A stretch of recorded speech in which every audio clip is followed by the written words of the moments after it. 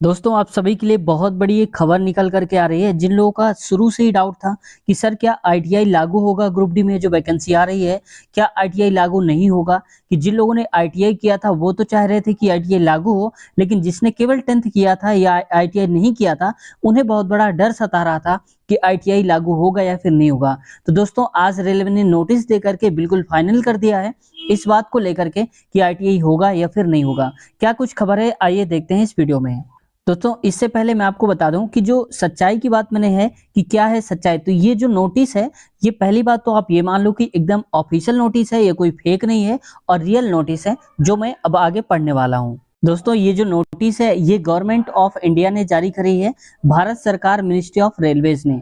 यानी कि जितनी भी रेलवे की वैकेंसी है मिनिस्ट्री ऑफ रेलवे ही देखता है, वही निकालता है। और ये आप देख सकते हो कि 1/2025 की बात हो रही है, न्यू दिल्ली डेटेड 2/1/2025 में। यानी कि जो प्रकाशित हुई है ये आज ही के दिन 2 तारीख को 2 जनवरी को प्रकाशित हुई है।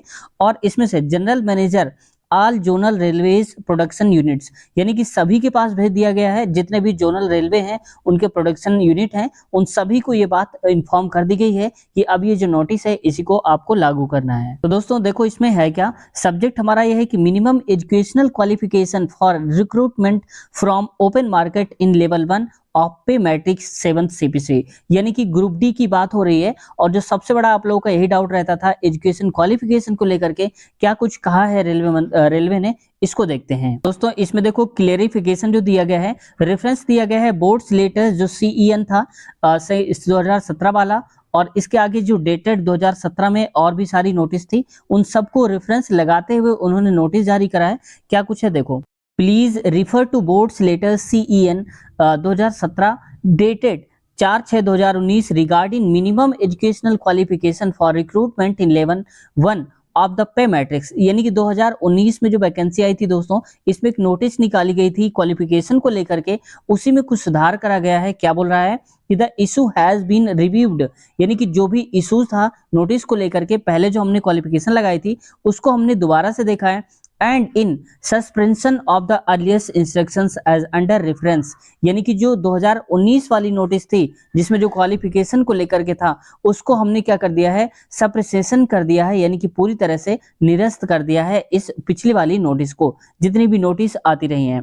और क्या है, instructions as under reference it has been decided, अब ये निर्णय लिया गया है by the board of the minimum educational qualification. यानी कि जो एजुकेशनल क्वालिफिकेशन है मिनिमम क्या होनी चाहिए for all future open market recruitment.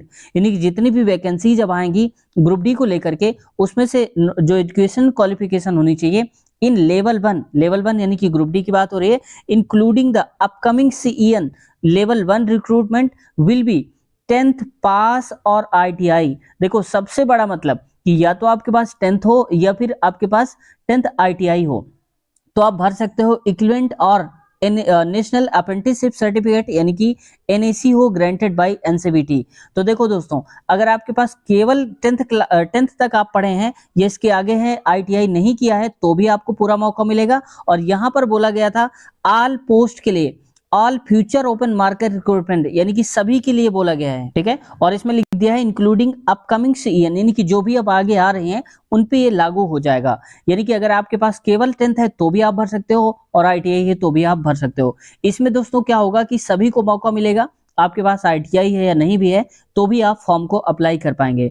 अभी तक सबसे बड़ा डर सता रहा था उन लोगों को जिन्होंने आईटीआई नहीं किया है, वो कह रहे थे कि सर आईटीआई लागू होगा तो हम क्या करेंगे, क्योंकि हमारे पास तो केवल 20% ही वैकेंसी आएंगी, तो इतने में क्या होगा, वैकेंसी भी बहुत ही कम है 32,000, तो इसमें भी 20% आ रही थी। तो अब इससे क्या होगा कि कंपटीशन थोड़ा सा बढ़ेगा उन लोगों के लिए जिन्होंने आईटीआई किया है, और उनके लिए खुशखबरी है जिन्होंने आईटीआई नहीं किया है। तो दोस्तों मेरे हिसाब से अब जो नोटिस है वो जो भी है गलत सही, तो आप अपने हिसाब से देखो। अगर आपने आईटीआई किया होगा तो आप तो यही कहेंगे कि आईटीआई लागू होनी चाहिए, और जिन्होंने नहीं किया वो ये बोलेंगे कि आईटीआई लागू नहीं होनी चाहिए। लेकिन मैं ये कहता हूं कि आईटीआई जो भी है, जो भी इनकी नोटिफिकेशन है, इसमें अब मेन बात ये होनी चाहिए कि वैकेंसीज को 1 लाख प्लस निकाले जाएं, ताकि भरपूर मात्रा में, अगर आपने आईटीआई किया है तो भी वैकेंसी मिल जाएंगी और नहीं किया तो भी, क्योंकि कंपटीशन उतना ही कम हो जाता है जितनी ज्यादा वैकेंसी होती है। तो मेरे हिसाब से अगर 1 लाख वैकेंसी हो जाती हैं तो आपके पास आईटीआई नहीं भी है और आईटीआई है भी, तो मुझे नहीं लगता कि एक दूसरे से किसी को दिक्कत होनी चाहिए। यानी कि ओपन अगर भर्ती आती है 10th के लेवल पर केवल और 1 लाख प्लस वैकेंसी आती हैं तो आप अच्छा खासा सिलेक्शन ले सकते हो। तो दोस्तों क्या कुछ सोचते हैं आप इस नोटिफिकेशन को लेकर के, या मेरे हिसाब से तो लगता है आपको आंदोलन इस बात का जरूर करना चाहिए कि वैकेंसी इंक्रीज हो 1 लाख प्लस हो तो आपका सिलेक्शन श्योर हो जाएगा, फिर आईटीआई हो या ना हो आपकी दिक्कत खत्म हो जाएगी।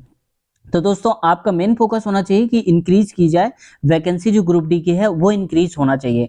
आपके हिसाब से कैसा रहा ये नोटिस, आप लोग कमेंट सेक्शन में जरूर बताइएगा कि आपकी राय क्या है इस नोटिस को लेकर के, आपके हिसाब से अच्छा हुआ या गलत हुआ। जो भी आप कहना चाहते हैं कमेंट सेक्शन में आप कह सकते हैं। देखते हैं कौन से लोगों की क्या बातें हैं और उन सबका रिप्लाई भी हम देने की कोशिश करेंगे। दोस्तों चैनल पर अभी तक नए सब्सक्राइब नहीं किया तो हम बहुत सारे प्रीवियस ईयर क्वेश्चन करवा रहे हैं यहाँ पर रेलवे के, जैसे LP technician, group D, NTPC के, उससे बहुत सारे हजारों लोग तैयारी भी कर रहे हैं। अगर आप भी करना चाहते हैं तैयारी तो इस चैनल को सब्सक्राइब कर लीजिए और बेल आइकन भी दबा लीजिए, ताकि जब भी हमारी वीडियो आए आपके पास नोटिफिकेशन पहुंच जाए और आप वीडियो को सबसे पहले देख पाओ। दोस्तों कोई डाउट है किसी प्रकार का तो कमेंट करिए, आपका रिप्लाई हम अवश्य देंगे।